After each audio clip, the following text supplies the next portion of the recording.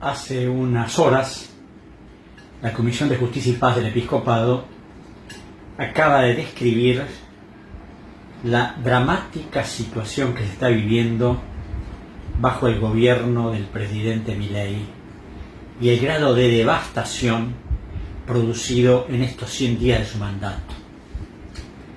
Pero yo me voy a referir a algo que generalmente nadie habla, que los medios callan, y que es las violaciones de Milei y de su gabinete.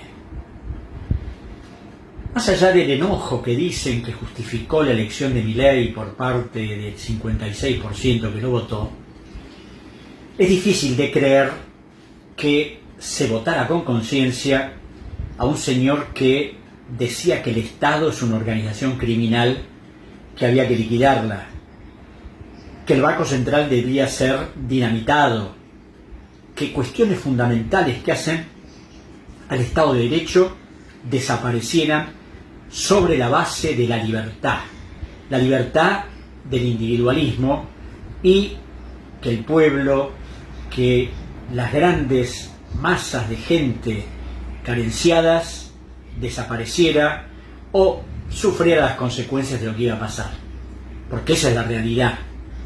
Él iba a dinamitar a la casta y acabó gobernando con la casta, porque castas son su ministro de Economía, su ministro de Seguridad, su ministro de Defensa, su vocero presidencial, el presidente de la Cámara de Diputados, la presidenta del Senado, y todos los que trabajan en lugares menores son la casta que él tanto demonizó.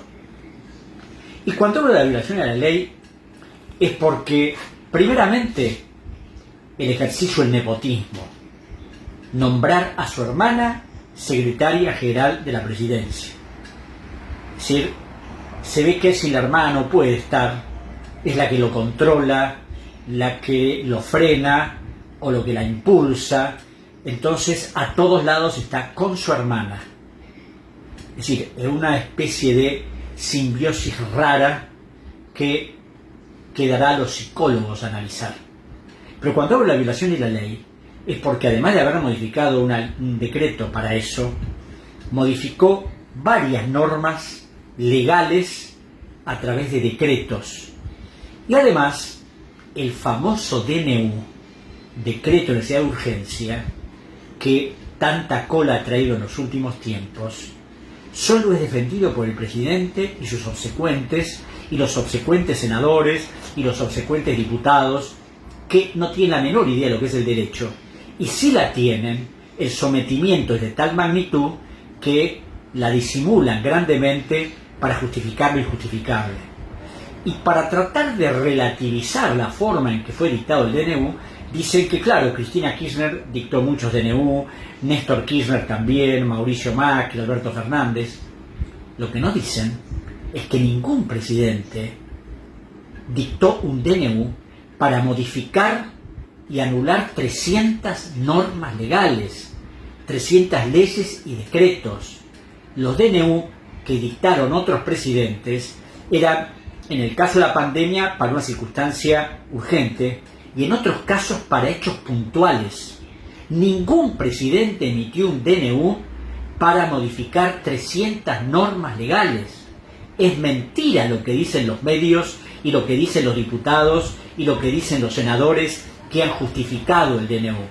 Y por otro lado, la Constitución es clara.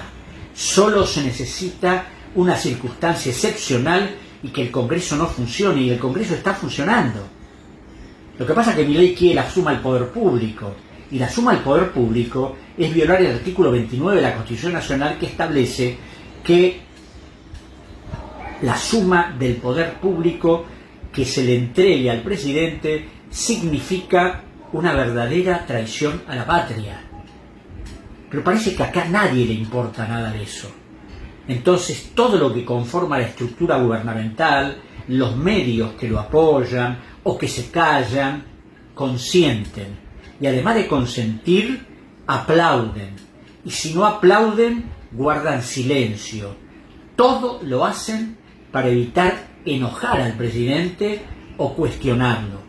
Hace poco un destacado constitucionalista, Roberto Varela, habló precisamente del silencio de los medios, de la complicidad de los medios, que bajo grandes discursos, La Nación, Clarín, Infobae, en este momento se dedican a ver cómo hacen para disimular las locuras del presidente, y si no, se refieren a sus particularidades, que tuitea, que no tuitea, es decir, estas cosas que no tienen mayor importancia respecto a cuestiones gravitantes como son la política económica, el endeudamiento descomunal de los últimos 2 meses, más de 18.000 millones de dólares, los 12.000 millones que se acaban de emitir, y después esto de la violación sistemática de la ley.